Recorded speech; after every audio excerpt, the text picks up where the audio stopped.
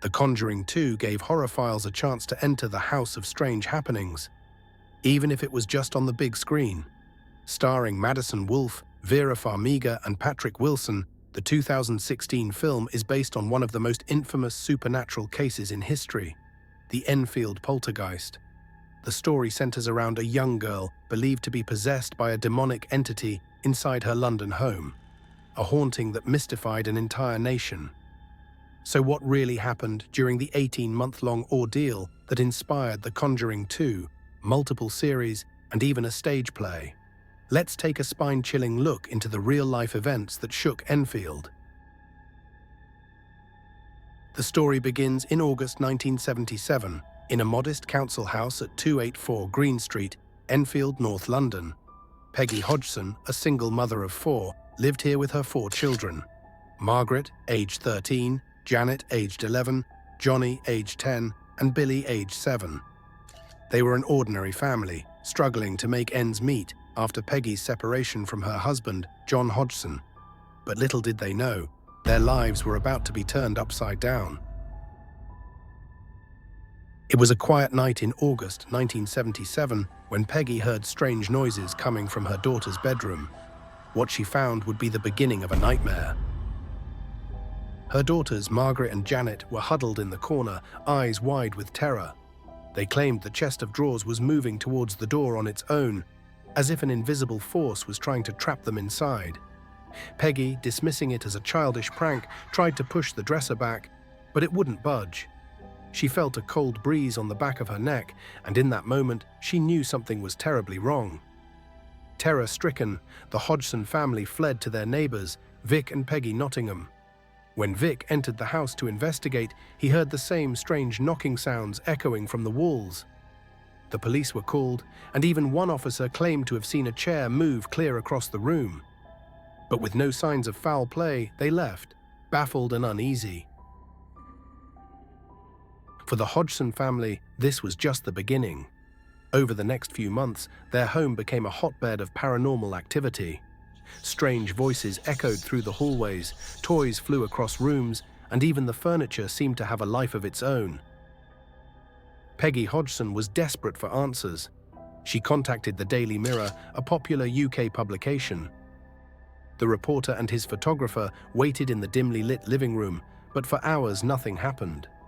Just as they were about to leave, a Lego brick shot through the air, striking the photographer above the eye. He later showed a bruise, a painful reminder that this was no ordinary household.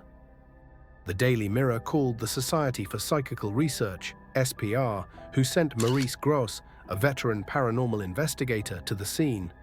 What he witnessed would shock him to his core. Voices that didn't belong to the children, furniture turning over, and chilling whispers echoing through the walls.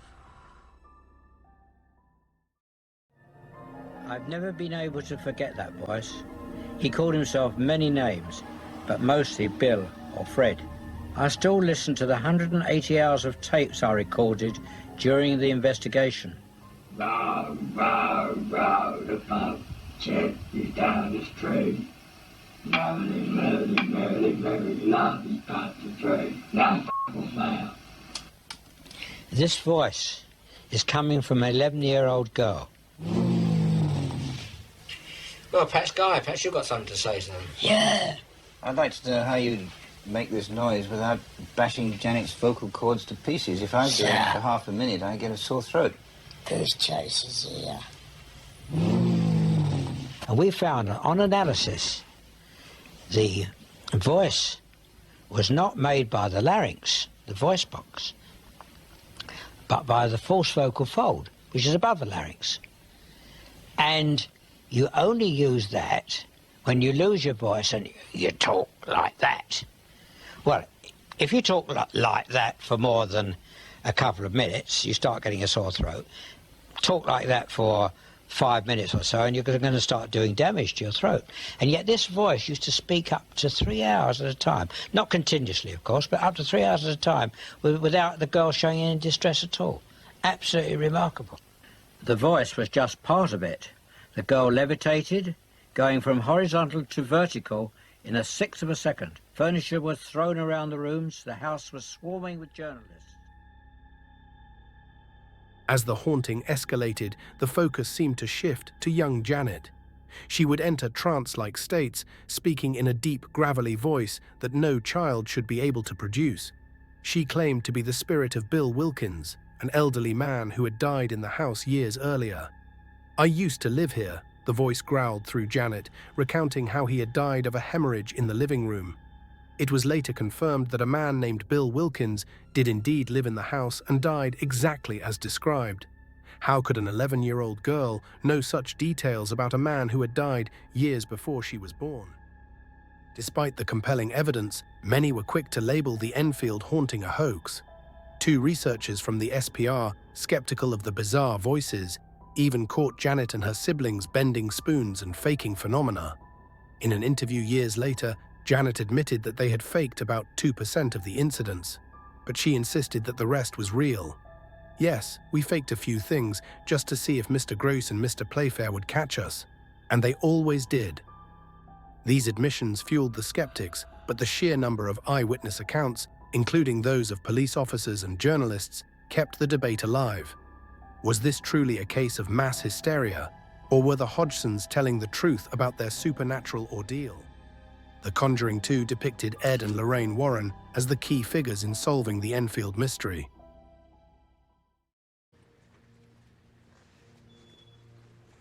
Hi there, I'm Lorraine.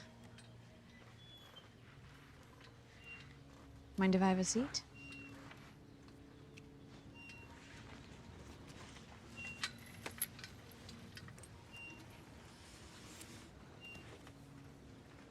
Do you know why I'm here? Well, your mom's told me about what's been going on, and I'm here to help if I can. Would you like to talk about it?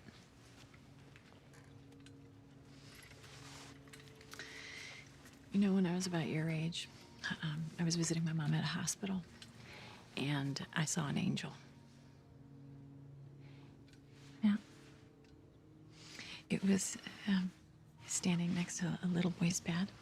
It was just gently touching his cheek, and then it stopped. And it looked right at me. Of course, my mom and the nurses did not believe me, but I knew it was real.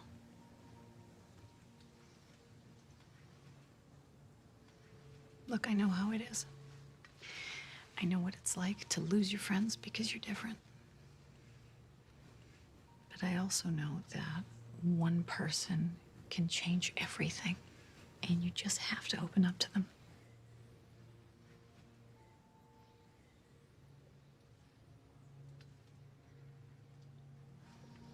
How did you know you could trust the people you opened up to?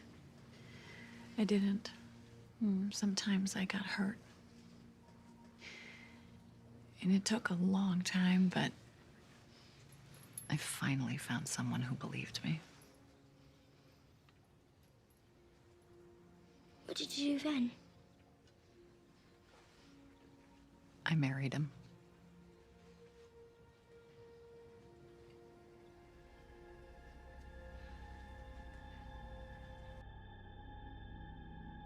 But in reality, their involvement was minimal. They visited the house briefly and claimed to have felt a dark presence. Lorraine Warren later stated that the haunting was one of the most terrifying cases she had encountered. Ed Warren famously said, "Those who deal with the supernatural day in and day out know the phenomena are there, there's no doubt about it." Yet the full extent of their role in the case remains a subject of debate among paranormal enthusiasts. The haunting finally subsided after nearly 18 months of terror. The family moved on, but the experience left deep scars. Janet later reflected on the events, saying it felt like being a puppet on a string, with no control over what was happening. She and her sister Margaret insisted that while some incidents were exaggerated, the core of the haunting was very real. Janet Hodgson: "It's like a death. It gets a little easier as time goes on, but the fear and memories never leave you." Today, the Enfield Poltergeist remains one of the most documented and debated hauntings in history. Whether you believe it was a true case of possession or a carefully crafted hoax, one thing is certain: the story has captured the imagination of horror fans and skeptics alike, inspiring films, series, and even a stage play.